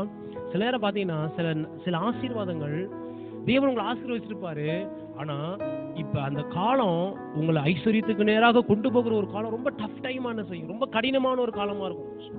தேவனால் ஆசீர்வதிக்கப்பட்டிருப்பீங்க. தேவன் வாக்குத்தத்தங்கள்லாம் கொடுத்திருப்பாரு. தேவன் பெரிய பெரிய திட்டங்களை கொடுத்திருப்பாரு. ஆனா நீங்க கடந்து போகிற சூழ்நிலையை பாத்தீங்க அப்படின்னா ரொம்ப வேதனைக்குரிய ஒன்றாக என்ன செய்யும் இருக்கும். கர்த்தர் தான் என்ன ஆசீர்வதிச்சிருக்கிறாரா? கர்த்தர் உண்மையாகவே என்ன ஆசீர்வதிச்சிருக்கிறாரா? சில நேரம் சில வாக்குத்தத்தங்கள்லாம் எடுத்து நீங்க பார்க்கும்போது உண்மையாகவே இந்த வாக்குத்தத்தங்கள்லாம் நடக்கிறதுக்கு வாய்ப்பு இருக்கா அப்படின்னு கேட்கிற அளவுக்கு கூட சில நேரம் என்ன செய்யும் சூழ்நிலைகள் நமக்கு எதிர்மறையாக இருக்கும். நான் சொல்லுகிறேன், தேவனுடைய ஆசீர்வாதம் உங்க வாழ்க்கையில ஒரு ஐஸ்வர்யத்தை கொண்டு வருகிற நாட்கள் தொடங்கிருச்சு அப்படின்னா எல்லாம் எப்படி வரும்னு என்ன செய்யாது. நீ என் அரண்மனைக்கு அதிகாரியா இருப்பாய். முதலாவது என்ன செய்யறாரு? அரண்மனைக்கு அதிகாரியா இருக்கிறாரு. அடுத்து பாருங்க, எகிப்து தேசம் முழுமைக்கும் அவனை அதிகாரியாக்குறாரு. எல்லாம் ஒரே நேரம் நடக்குது. அடுத்து பாருங்க, கையில் போட்டிருந்த முத்திரை மோதிரத்தை கலற்றி அதை யோசேப்பின் கையிலே போடுறாரு. உடனே அதிகாரம் என்ன செய்கிறது? உடனே அதிகாரம் வெளிப்படுது. அடுத்து பாருங்க, மெல்லிய வஸ்திரங்களை அவனுக்கு உடுத்தி பொன் சரப்பணி அவன் கழுத்துல என்ன செய்யற? தரிப்பிக்கிறார். அவன் வஸ்திரத்துல அன்னைக்கு ஒரு பெரிய மாற்றம். ஹல்லேலூயா.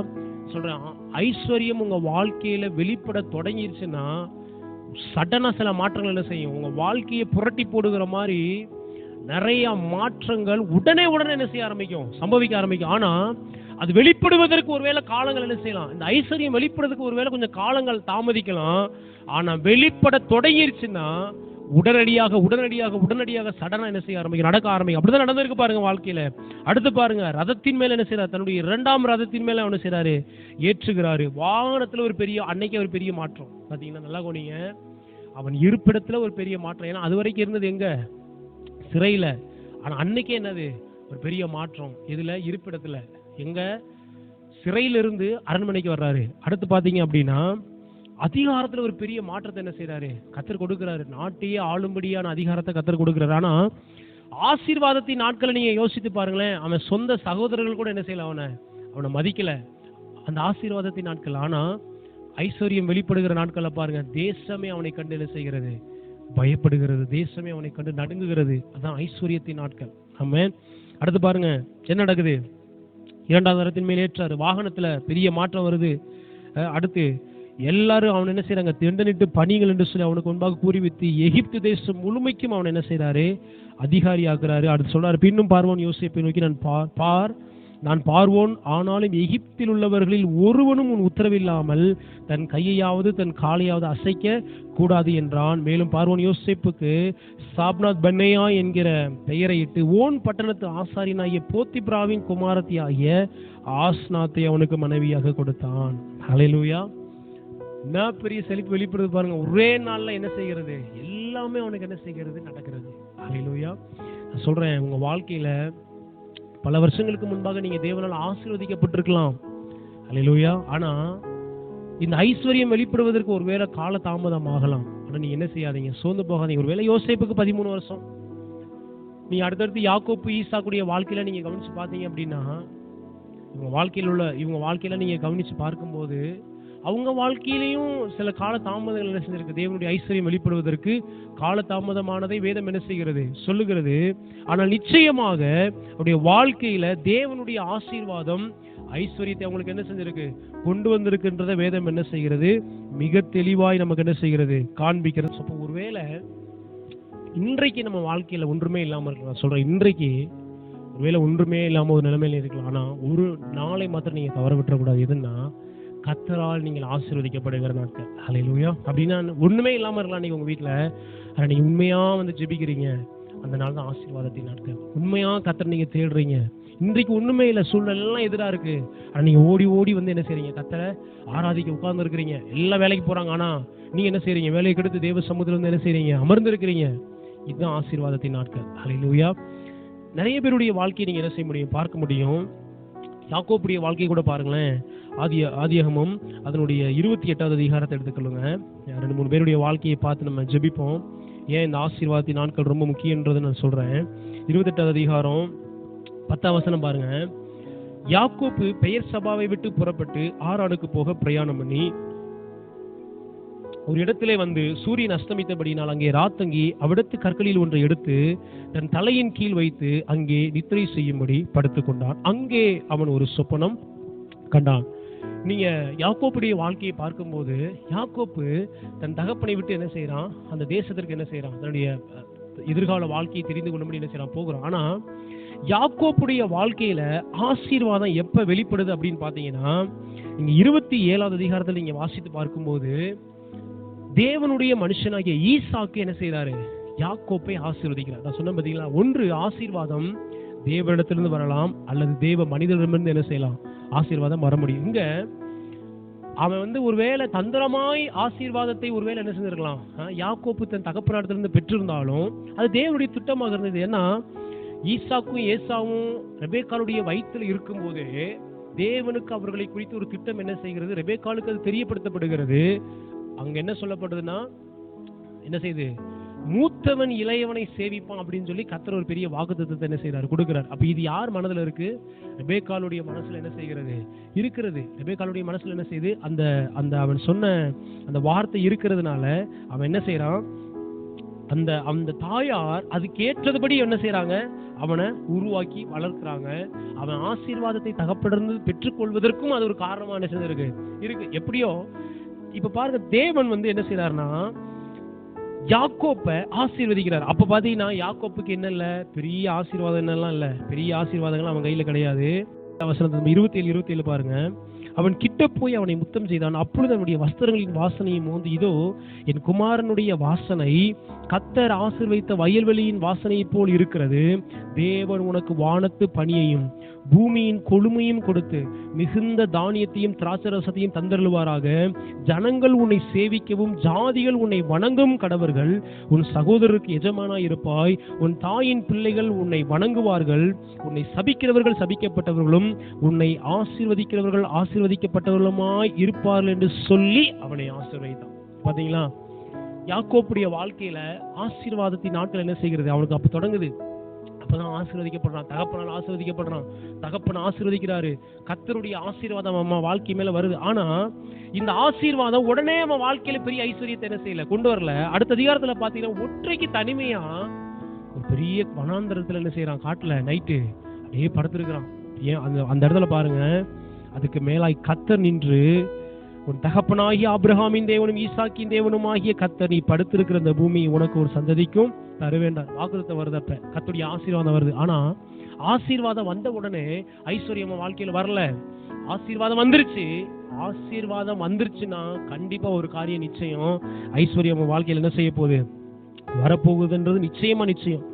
பாருங்க 30வது அதிகாரத்தில் நீங்க வாசித்து பார்த்தீங்கன்னா, இவ்விதமா இந்த புருஷன் மிகவும் விருத்தி அடைந்து திரளான ஆடுகளும் வேலைக்காரிகளும் வேலைக்காரரும் ஒட்டகளும் கழுதைகளையும் உடையவனானான். பாத்தீங்கன்னா திரளா என்ன செய்யறாரு ஆண்டவர், அவனை திரளாய் விருத்தி அடைய வைக்கிறாரு, பெருக பண்ணுகிறாரு. பாருங்க, திரளான ஆடு வேலைக்காரர்கள் ஒட்டகங்கள் கழுதைகளும் உடையவனா என்ன செய்யறான், கர்த்தரவனா மாறாரு. அடுத்தடுத்த அதிகாரத்துல நீங்க வாசித்து பாத்தீங்கன்னா, அவன் போனா ஒரு தடியோட போகிறான்.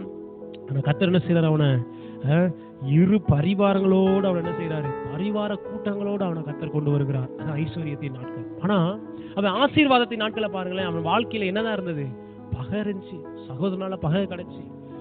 இப்படிப்பட்ட சூழ்நிலையெல்லாம் அவன் என்ன செய்யறான், ரொம்ப வேதனைப்படுகிறான், வேதனையோடு தான் இருக்கிறான், உயிரை காப்பாத்திக்கிறதுக்கு ஓடுகிறான். அதுதான் அவன் வாழ்க்கையில இருந்தது. ஆனா ஐஸ்வர்யத்தின் நாட்கள் அவன் வாழ்க்கையில வெளிப்பட்டது. இரு பரிவார கூட்டங்களோடு கர்த்தர் அவனை என்ன செய்யறாரு, ஆசீர்வதிக்க ஆரம்பிக்கிறார். ஹல்லேலூயா. சொல்ற உங்க வாழ்க்கையில கூட ஆசீர்வாதத்தின் நாட்கள்ல இன்னைக்கு நீங்க ஜெபத்துக்கு வந்திருக்கீங்க, ஆராதனைக்கு வந்திருக்கிறீங்க. ஒரு நாளும் நல்ல கவனிங்க. நீங்க இன்னைக்கு ஆராதனைக்கு நீங்க வர்றீங்க, கர்த்தருடைய வார்த்தைக்கு கேட்கறதுக்கு நீங்க உட்கார்ந்து இருக்கிறீங்க. ஒரு நாள் நீங்க நினைக்காதீங்க இதெல்லாம் வீணானது ஒன்று நினைக்காதீங்க. இதெல்லாம் நீங்கள் ஆசீர்வாதத்தை பெற்றுக் கொள்ளுகிற நாட்கள். நிச்சயமா நான் சொல்றேன், இன்னைக்கு நீங்க ஆசீர்வதிக்கப்படும் போது நாளைக்கு ஒரு நாள் வரும், உங்க சந்ததியாய் பெரிய ஐஸ்வர்யத்தை பார்க்க கர்த்தர் உதவி செய்வார். ஹல்லேலூயா. ஒவ்வொரு தேவ மனிதனுடைய வாழ்க்கையில வந்து நீங்க என்ன செய்ய முடியும், ஈசாக்குடைய வாழ்க்கையை பாருங்க. ஈசாக்கு கர்த்தர் ஆசீர்வதிக்கும் போது பெரிய ஒன்று அவன்ட்டானா, அவனை கர்த்தர் மிகவும் பெரியவனா என்ன செய்யறாரு, ஆசீர்வதிக்கிறார். ஈசாக்கு பஞ்ச தேசத்துல விதை வைக்கிறாரு, கர்த்தர் 100 மடங்கு அவனை என்ன செய்யறாரு, ஆசீர்வதிக்கிறார். ஹல்லேலூயா. அவன் வாழ்க்கையில ராஜாக்களை எல்லாப்படுற அளவுக்கு அவன் வாழ்க்கையில பெரிய நன்மைகள் என்ன செய்கிறது, வெளிப்படுகிறது. கடைசியா ஒரே ஒரு நம்மளுடைய வாழ்க்கையை நம்ம பார்ப்போம். 1 சாமுவேல், நம்ம எல்லாருக்கும் தெரிந்த ஒரு நம்ம வேத பகுதி. 1 சாமுவேல் அதனுடைய 16வது அதிகாரத்தை எடுத்துக்கொள்வோம். 1 சாமுவேல் 16. ஆண்டவர் பாருங்க, சாதாரணமான ஒரு நபர் என்ன செய்யறாரு, தெரிந்து கொள்ளுகிறாரு, அவனை ஆசீர்வதிக்கிறாரு. அது தாவீதுடைய வாழ்க்கையில இருந்து ஒரு சில காரியத்தை நம்ம பார்ப்போம். 16 அதிகாரம் 1ஆம் வசனம் ஆரம்பிக்குது பாருங்க. கர்த்தர் சாமுவேலை நோக்கி, இஸ்ரவேலிலே ராஜாவாயிராதபடிக்கு நான் புறக்கணித்து தள்ளின சவுலுக்காக நீ எந்த மட்டும் துக்கித்துக் கொண்டிருப்பாய்? நீ உன் கொம்பை தைலத்தால் நிரப்பி கொண்டு வா. பெத்லெகேமினாகிய ஈசாயின் இடத்திற்கு உன்னை அனுப்புவேன். அவன் குமாரில் ஒருவனை நான் ராஜாவாக தெரிந்து கொண்டேன். நல்லா கவனிங்க, தாவீதை கர்த்தர் தெரிந்து கொள்வதற்கு முன்பாக அவன் வாழ்க்கை எப்படி இருக்குன்றதை நம்ம என்ன செய்ய போறோம், பார்க்க போறோம். பாருங்க, பெரிய தீர்க்கதரிசி ஈசாயினுடைய வீட்டுக்கு வர்றாரு. ராஜ விருந்து அவர் வீட்டுல என்ன செய்யுது, நடக்குது. எல்லாம் அழைக்கப்பட்டிருக்காங்க. தன்னுடைய மூத்த சகோதரன்லாம் என்ன செய்யறான், அவன் ஒண்ணு பார்க்கிறான். ஆனா ஒரே ஒருத்தன் தாவீது மட்டும் வனாந்தரத்தில் என்ன செய்யறான், ஆடுகளை மேய்ச்சி கொண்டிருக்கிறான். பாருங்க, சாமுவேல் கேட்கிறாரு, உன் பிள்ளைகள் இவ்வளவுதானா என்று ஈசாயை கேட்டான். அதற்கு அவன், இன்னும் எல்லாருக்கும் இளையவன் ஒருவன் இருக்கிறான், அவன் ஆடுகளை மேய்த்து கொண்டிருக்கிறான் என்றான். அப்படின்னு அவன் அசட்டை பண்ணப்பட்டவனா தான் இருந்து செஞ்சிருக்கான். அவன் இருக்கான், எல்லாத்துக்கும் இளையவன் ஒருத்தர் இருக்கான். அவன் என்ன செய்யறான், ஆடு மேய்ச்சிக்கிட்டு இருக்கான். அப்படின்னு அவனே தகப்பனே அவன் அற்பமா நினைக்கிறான். எப்படி அவன் ஆடு மேய்ச்சிக்கிட்டு இருக்கான், இவங்கள பாருங்க அப்படின்னு சொல்லி என்ன செய்யறான், கொண்டு வந்து வரிசையா நிறுத்துறான். ஆனா சாமுவேல் தீர்க்க சொல்றாரு, அப்பொழுது சாமுவேல் ஈசாயை நோக்கி ஆள் அனுப்பி அவனை அழைப்பி, அவன் இங்கே வரும் மட்டும் நான் பந்தி இருக்க மாட்டேன் என்றால் ஆண் எழுப்பி அவனை அழைப்பித்தான். அவன் சிவந்த மேனியும் அழகிய கண்களும் நல்ல ரூபமுள்ளவனா இருந்தான். அப்பொழுது கர்த்தர், இவன் தான், நீ எழுந்து இவனை அபிஷேகம் பண்ணு என்றான். அப்பொழுது சாமுவேல் தைல கொம்பை எடுத்து அவனை அவன் சகோதர நடுவில் அபிஷேகம் பண்ணினான். அந்நாள் முதற்கொண்டு கர்த்தருடைய ஆவியானவர் தாவீதின் மேல் வந்து இறங்கி இருந்தார். சாமுவேல் எழுந்து ராமாவுக்கு போய்விட்டான். பாத்தீங்களா? அதாவது தாவீது அபிஷேகம் பண்ணப்படும் பொழுது, அப்படின்னா என்னன்னா, தாவீது கர்த்தரால் ஆசீர்வதிக்கப்படும் பொழுது அவன்கிட்ட இருந்ததெல்லாம் என்ன தெரியுமா? வனாந்தரத்துல கொஞ்சம் ஆடு, அதுவும் அவனுடையது கிடையாது. அல்லேலூயா. ஆசீர்வாதத்தின் நாட்கள்ல, இந்த நாட்கள்ல தாவீது என்ன செஞ்சிருந்தார் பாருங்க, தனிமையில இருந்தாலும் கர்த்தரை ஆராதிக்கிறாரு. அவன் எழுதின நிறைய சங்கீதங்கள் அவன் வனாந்தரத்துல இருக்கும்போது தேவன் அவன் கொடுத்த பாடல்கள் தான். அல்லேலூயா. பாருங்க, கர்த்தரின் மெய்ப்பரா இருக்கிற நான் தாழ்ச்சி அடைகின்றதை எப்ப பாடியிருப்பாரு அவரு? அந்த சிறு வயதுல இந்த வனாந்தரத்துல அந்த ஆட்டை மேய்ச்சிக்கிட்டு இருக்கும்போது அவர் பாடியிருப்பாரு. அல்லேலூயா.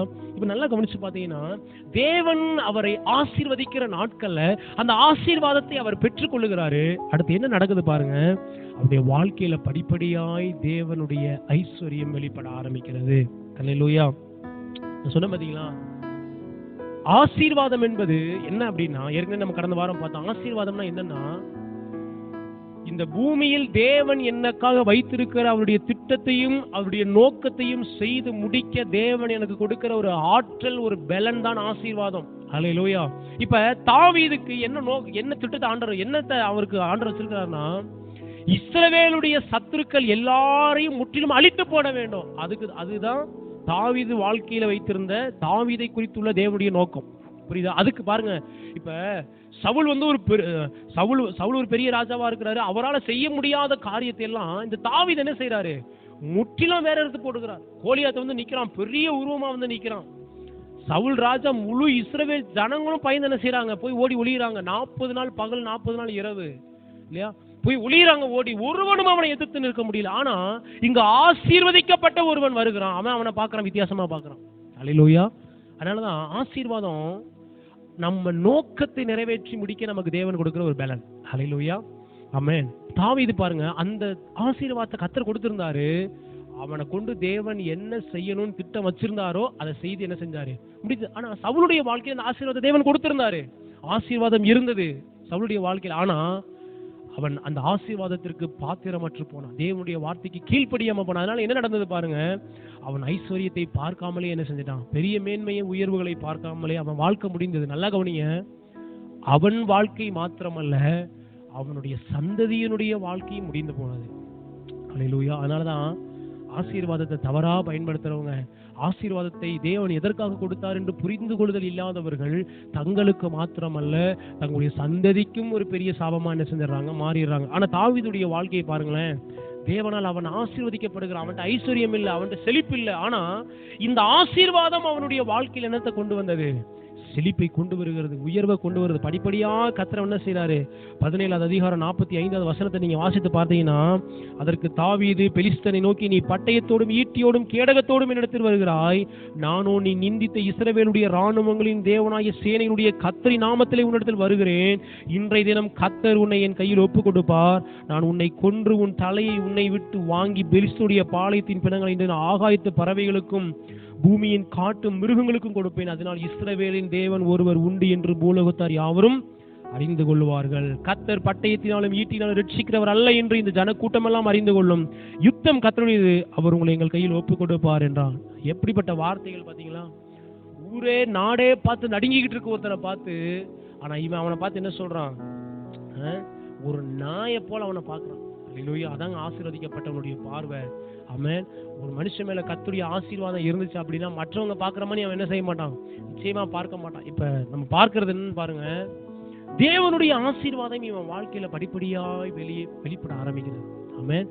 நான் சொல்லுங்க, தேவனுடைய ஆசீர்வாதம் படிப்படியா இவன் வாழ்க்கையில வெளிப்பட ஆரம்பிக்குது. என்ன நடக்குதுன்னா, இந்த ஆசீர்வாதம் அவன் வாழ்க்கையில படிப்படியான உயர்வுகளையும் ஐஸ்வர்யத்தையும் கொண்டு வர ஆரம்பிக்கிறது. அல்லேலூயா.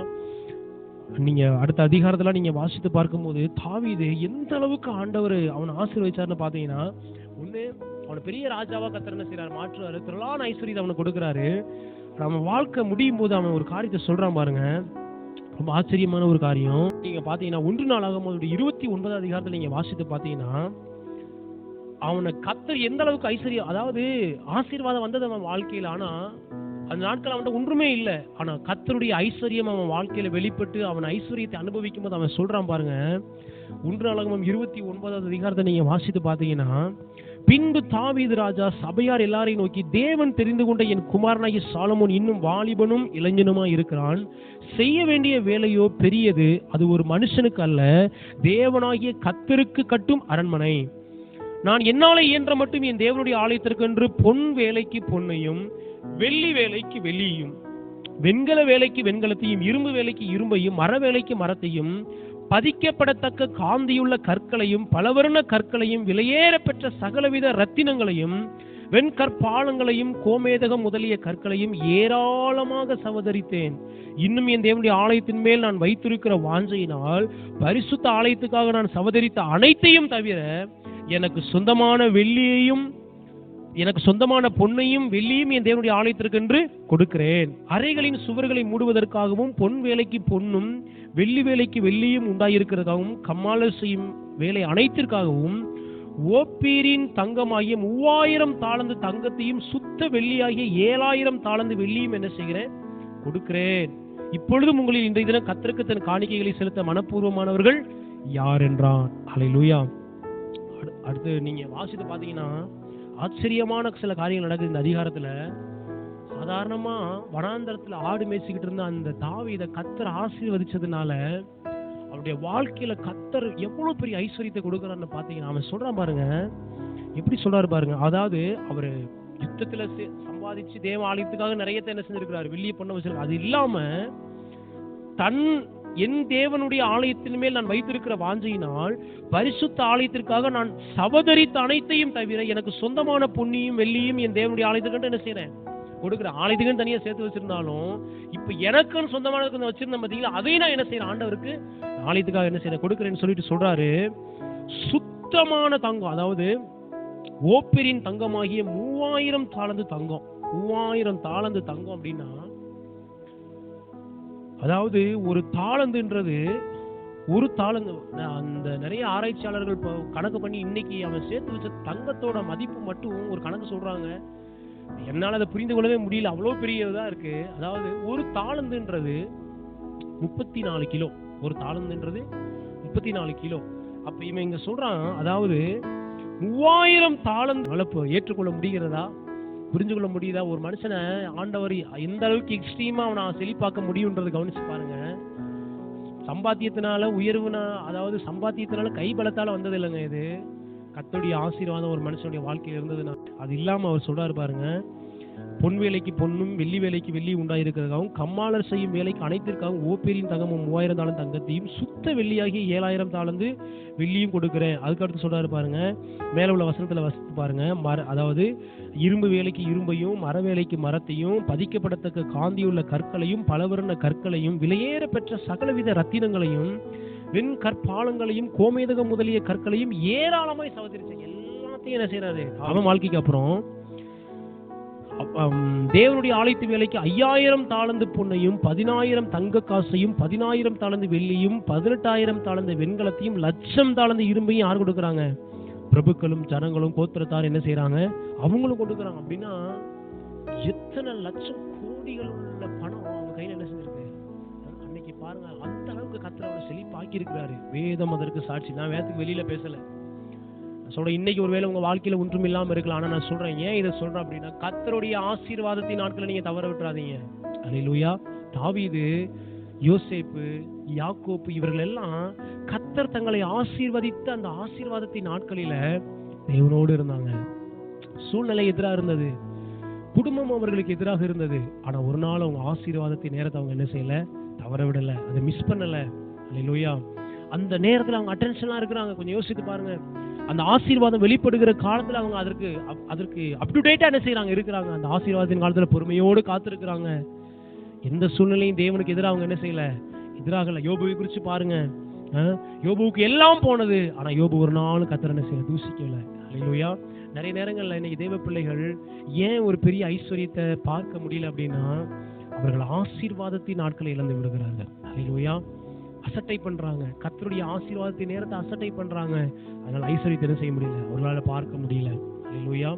தேவன் நம்மை ஆசீர்வதிக்கிற நாட்களை நம்ம இழந்துட்டோம்னா தேவனுடைய ஐஸ்வர்யத்தின் நாட்கள் நம்மளால பார்க்க முடியாது. அல்லேலூயா. இன்றைக்கு உங்க சூழ்நிலை எப்படி இருந்தாலும் பரவாயில்ல, எதிராக இருந்தாலும் பரவாயில்ல, எப்படி இருந்தாலும் பரவாயில்ல, ஆனா ஒரு நாளும் இந்த ஆசீர்வாதத்தின் நாட்களை நீங்க என்ன செஞ்சிடாதீங்க, தவற விட்டுறாதீங்க. இது ஒருவேளை இன்றைக்கு உங்களுடைய ஆசீர்வாதத்தின் நாளா இருக்கலாம். அல்லேலூயா. இன்றைக்கு தேவன் உங்களை அபிஷேகிக்கிற ஒரு நாளா இருக்கலாம். இன்றைக்கு தேவன் உங்களுக்கு நன்மையான காரியங்களை கொடுக்கிற ஒரு நாட்களா இருக்கலாம். இன்றைக்கு நீங்க அதை என்ன செஞ்சிடக்கூடாது, தவற விட்டுறக்கூடாதுங்க. அல்லேலூயா. நிச்சயமா நான் சொல்றேன், இந்த ஆசீர்வாதத்தின் காலத்துல நீங்க கர்த்தரோடு இருக்கும் பொழுது நிச்சயமாய் உங்களுக்காக ஒரு ஐஸ்வர்யத்தின் நாட்கள் காத்திருக்கிறது. அல்லேலூயா. இன்னைக்கு ஒருவேளை தரித்திர நிலைமையா இருக்கலாம். இன்னைக்கு ஒருவேளை சூழ்நிலை எல்லாம் உங்களுக்கு எதிராக இருக்கலாம். ஒரே கஷ்டம் பாடுகளா இருக்கலாம். நான் சொல்றேன், இந்த நாட்களை நீங்க கர்த்தருக்கு உண்மையா இருங்க. நிச்சயமாய் உங்களை தேடி ஒரு ஐஸ்வர்யத்தின் நாட்கள் என்ன செய்கிறது வந்து கொண்டே இருக்கு. அன்னைக்கு நீங்க சொல்லுவீங்க, அந்த நாட்கள்ல அபிஷேகம். இன்னைக்கு பாருங்க, இன்னைக்கு நீங்க அந்நிய பாஷையில பேசுறீங்க, இது ஒரு ஆசீர்வாதத்தின் நாட்கள். இன்னைக்கு நீங்க அபிஷேகத்தால் நிரம்புறீங்க, இது ஒரு ஆசீர்வாதத்தின் நாட்கள். இன்னைக்கு தேசத்திற்காக நீங்க ஜெபிக்கிறீங்க, இது ஒரு ஆசீர்வாதத்தின் நாட்கள். இன்னைக்கு கர்த்தருடைய சமூகத்துல காத்திருக்கிறீங்க, இது ஒரு ஆசீர்வாதத்தின் நாட்கள். இதை தவற விட்டுறாதீங்க, இதை அலட்சியம் பண்ணிடாதீங்க. நீங்க ஓடி ஓடி ஊழியம் செய்றீங்க, இது ஒரு ஆசீர்வாதத்தின் நாட்கள். நிச்சயமா நான் சொல்லுகிறேன், ஒரு ஐஸ்வர்யத்தின் நாட்கள் உங்களுக்காக வந்து கொண்டே இருக்கிறது. அல்லேலூயா. எல்லாரும் அறிக்கை செய்யுங்க பார்க்கலாம். கர்த்தரின் ஆசீர்வாதமே ஐஸ்வர்யத்தை தருகிறது. அல்லேலூயா. ஆமென். தேவன் எனக்கு தருகிற இன்றைக்கு என்னுடைய ஆசீர்வாதம் நாளைக்கு எனக்கு ஐஸ்வர்யத்தை கொண்டு வருகிறது. அல்லேலூயா. அல்லேலூயா. சொல்லுங்க, இன்றைக்கு நான் ஆசீர்வதிக்கப்படுகிறது என் தலைமுறைக்கு ஒரு பெரிய ஐஸ்வர்யத்தை கொண்டு வரும். அல்லேலூயா. தேவனால் ஆசீர்வதிக்கப்பட்ட எத்தனையோ பரிசுத்தவான்களுடைய சந்ததி. இல்லைன்னா ஒரு ஊழியக்காரத்துல ஒரு காரியத்தை சொல்லிட்டு இருந்தார் பாருங்க. பல 1800களிலேயோ 1700களிலோ வாழ்ந்த ஒரு கர்த்தருக்காக வாழ்ந்த ஒரு சுவிசேஷகரை குறித்து ஒரு சாட்சி சொன்னாரு. அவருடைய வாழ்க்கையில அதே காலத்துல வாழ்ந்த ஒரு பெரிய புகழ்பெற்ற பேச்சாளரை குறித்து என்ன செய்தார், ஒரு 2 எக்ஸாம்பிள் ஒரு புத்தகத்துல வாசிச்சு சொன்னாரு. அந்த 2 பேரும் ஒரே காலகட்டத்தில் என்ன செய்யறாங்க, வாழ்றாங்க. இந்த ஊழியரும் அந்த பேச்சாளரும். அந்த பேச்சாளருக்கு சமுதாயத்துல பெரிய வரவேற்புகள்லாம் என்ன செஞ்சதான், பெரிய வரவேற்பு இருந்ததான், பெரிய ஜனக்கூட்டங்கள்லாம் அவரை ஓடி போடி பார்ப்பாங்களாம். அதே போல இந்த ஊழியரும் ஓடி ஓடி ஊழியத்தை என்ன செய்கிறவரா இருந்தார் அந்த காலகட்டத்தில். அதுக்கப்புறம் அவங்க மரித்ததுக்கு அப்புறம் ஒரு 150 ஆண்டு கால சரித்திரத்தை என்ன செய்யறாங்க எடுத்து பார்க்கும்போது, இந்த தேவனால் ஆசீர்வதிக்கப்பட்ட இந்த ஊழியருடைய 150 ஆண்டு கால அந்த தலைமுறையுடைய ஆசீர்வாதத்தை நீங்க பாத்தீங்கன்னா எத்தனையோ பேரு பயங்கரமான ஆசீர்வதிக்கப்பட்ட ஒரு வாழ்க்கை என்ன செய்யறாங்களாம், வாழ்றாங்களாம். ஆனா அந்த உலக மனிதனுடைய வாழ்க்கையை பார்த்தீங்கன்னா அன்னைக்கு பேரோட புகழோட அவன் வாழ்ந்தான். ஆனா அவனுடைய சந்ததி, அந்த 150 காலம் அவனுடைய அந்த சந்ததி எடுத்து பார்த்தா எத்தனையோ திருடர்கள், எத்தனையோ கொலைக்காரர்கள், எத்தனையோ பிச்சைக்காரர்கள், எத்தனையோ ஒன்றுமில்லாதவங்க அந்த சந்ததியில என்ன செஞ்சிருக்காங்களாம், உருவாயிருக்காங்களாம். நம்ம பாத்தீங்கன்னா இன்றைக்கு நம்ம ஆசீர்வதிக்கப்படுகிறது, நாளைக்கு நம்ம ஒரு பெரிய தலைமுறைக்கே ஒரு பெரிய ஆசீர்வாதமா என்ன செய்யறோம், மாறுகிறோம். ஒரு நாள் மறந்துடக்கூடாது. இன்னைக்கு இருக்கிற சூழ்நிலையை பார்க்காதீங்க, இன்னைக்கு இருக்கிற நிலைமையை பார்க்காதீங்க. இன்றைக்கு நீங்க பார்க்க வேண்டியதெல்லாம் ஒண்ணே ஒண்ணுதான், நான் கர்த்தரால் ஆசீர்வதிக்கப்பட்டிருக்கிறேன், கர்த்தருடைய ஆசீர்வாதம் என் மேல இருக்கு. ஹல்லேலூயா. இனிமேல் நீங்க ஆசீர்வதிக்கப்பட போறது இல்லை, நீங்க ஆசீர்வதிக்கப்பட்டிருக்கிறீங்க. இந்த ஆசீர்வதிக்கப்பட்ட நாட்கள்ல ஆசீர்வதிக்கப்பட்டவர்களாய் நீங்க என்ன செய்யணும், மாறணும். பேதுரு சொல்றாரு, நீங்கள் ஆசீர்வதிக்கும்படி அழைக்கப்பட்டவர்கள் என்று அறிந்து ஆசீர்வதிங்க. அப்படின்னா நீங்க அழைக்கப்பட்டதே மற்றவங்களை ஆசீர்வதிக்கிறதுக்கு தான். அல்லேலூயா. ஆமா, ஒரு நாளும் மற்றவங்களை சபிப்பதற்காக அல்ல, மற்றவங்களை தூஷணப்படுத்துறதுக்காக அல்ல, மற்றவங்களை காயப்படுத்துறதுக்காக அல்ல, தேவனை தெரிந்து கொண்டது அநேகரை ஆசீர்வதிப்பதற்காக. அல்லேலூயா. தேவனுடைய சமூகத்துல நீங்க ஜெபிங்க, ஆண்டவரே இன்னைக்கு ஒருவேளை நான் எதையும் பார்க்காமல் இருக்கலாம், ஆனா நிச்சயமா நான் விசுவாசிக்கிறேன் ஆண்டவரே, என்னை நீர் ஆசீர்வதித்திருக்கிறீர், நான் ஒரு பெரிய ஐஸ்வர்யத்தை பார்ப்பேன் ஆண்டவரே. அல்லேலூயா. நம்ம எல்லாரும் எழுந்து இருக்கலாமா? ஒரு நாளும் தேவனுடைய மறுபடியும் சொல்றேன், தேவனுடைய ஆசீர்வாதத்தின் நாட்கள் நீங்க அசட்டை பண்ணிடாதீங்க. ஏன்னா அதுக்கப்புறம் நீங்க ஐஸ்வர்யத்தின் நாளை காண விரும்பினாலும் அதை நம்மளால என்ன செய்ய முடியாது, பார்க்க முடியாது. இன்றைக்கு கர்த்தர் எனக்கு முன்பாக வைத்திருக்கிற இந்த ஆசீர்வாதத்தின் காலத்துல கர்த்தருக்கு உண்மையாய் நான் வாழும்போது நிச்சயமாய் பெரிய ஐஸ்வர்யத்தை பார்க்கும்படி கர்த்தர் எனக்கு அனுகிரகம் பண்ணுவார். ஹல்லேலூயா. கண்களை மூடி நம்ம ஜெபிக்கலாமா? ஹல்லேலூயா. ஸ்தோத்திரம் ஆண்டவரே, எங்களை அருமையாய் நேசிக்கிற எங்கள் நல்ல ஆண்டவரே, ஆசீர்வதிக்கப்பட்டதான இந்த நல்ல நேரத்திற்காக நாங்கள் நன்றி செலுத்துகிறோம் ஆண்டவரே. இசப்பா ஸ்தோத்திரம் ஆண்டவரே. நீதிமொழிகள் 10:22 நாங்கள் வாசிக்கிறோம், கர்த்தரின் ஆசீர்வாதமே ஐஸ்வர்யத்தை தருகிறது ஆண்டவரே, அதனோடு அவர் வேதனையை கூட்டார் என்று நாங்கள் வாசிக்கிறோம் ஆண்டவரே. இசப்பா ஸ்தோத்திரம் ஆண்டவரே, ஸ்தோத்திரம் ஆண்டவரே. கர்த்தாவே உம்மை நன்றி நிறைந்த இருதயத்தோடு நாங்கள் உம்மை துதிக்கிறோம் ஆண்டவரே, ஸ்தோத்திரிக்கிறோம் அப்பா. இயேசப்பா நன்றி சொல்லுகிறோம் ஆண்டவரே. உம்மை நன்றியோடு நாங்கள் துதிக்கிறப்பா. இயேசுவின் நாமத்தில் நாங்கள் ஜெபிக்கிறோம்ப்பா. கர்த்தாவே உம்முடைய ஆசீர்வாதம் எங்களுடைய வாழ்க்கையில வெளிப்படுவதாக. ஆண்டவரே உம்முடைய ஐஸ்வர்யம் எங்கள் வாழ்க்கையில வெளிப்படுவதாக, உம்முடைய செழிப்பு எங்கள் வாழ்க்கையில வெளிப்படுவதாக. உம்முடைய பிள்ளைகள் ஆண்டவரே ஒருவேளை இந்த நாட்களில ஆண்டவரே கடந்து போகிற சூழ்நிலை எதிராக இருக்கலாம், ஒன்றுமில்லாத ஒரு நிலைமையா இருக்கலாம். நிச்சயமாக ஆசீர்வதிக்கப்பட்ட ஆசீர்வாதத்தின் இந்த நாட்களை நாங்கள் உமக்காக வாழும் பொழுது, உண்மை உண்மையாய் தேடும் பொழுது, இந்த ராஜ்யத்தின் நீதி நாங்கள் தேடும் பொழுது நிச்சயமாய் இவர்கள் எங்களுக்கு கூட கொடுக்கப்படும். நீங்க வாக்கு பண்ணியிருக்கிறீங்க ஆண்டவரே. நிச்சயமாய் ஒரு ஐஸ்வர்யத்தின் நாட்கள் எங்களுக்கு முன்பாக உண்டு ஆண்டவரே. அதை நாங்கள் நம்புகிறோம் ஆண்டவரே. வேதத்தில் எத்தனையோ பரிசுத்தவான்கள் ஆசீர்வதிக்கப்படுகிற காலத்துல ஒன்றுமே இல்லாமல் தங்கள் வாழ்க்கையை தொடங்கினார்கள் ஆண்டவரே. ஆனால் அவருடைய வாழ்க்கை முடிவை நாங்கள் பார்க்கும்போது அவர்களுக்காக மாத்திரமல்ல, தேவனுடைய ராஜ்யத்திற்கு பெரிய ஒரு ஆசீர்வாதமாகவும் தங்களுடைய சந்ததிக்கு ஒரு பெரிய ஆசீர்வாதமாக அவங்க வாழ்ந்திருக்கிறாங்க ஆண்டவரே. அப்படிப்பட்டவர்களாய் நாங்களும் வாழும்படி கர்த்தர் எங்களுக்கு உதவி செய்யுங்கப்பா. ஹல்லேலூயா. என்ன நோக்கத்திற்காக எங்களை நீர் ஆசீர்வதிக்கிறீரோ, என்ன நோக்கத்திற்காக எங்களுக்கு ஐஸ்வர்யத்தை தருகிறீரோ, செழிப்பை தருகிறீரோ, அந்த நோக்கத்திற்காக அவைகளை நாங்கள் பயன்படுத்தி உம்முடைய ராஜ்யத்தை கட்ட நீர் எங்களுக்கு உதவி செய்யுங்க. கிருபையுள்ள கர்த்தர் ஒப்பு கொடுக்கிறோம். கர்த்தர் ஒவ்வொருவரையும் தாராளமாய் ஆசீர்வதிங்க. இயேசு கிறிஸ்துவின் நாமத்தில் ஜெபித்து ஆசீர்வதிக்கிறோம். எங்கள் ஜெபம் கேளும் நல்ல பிதாவே. ஆமென்.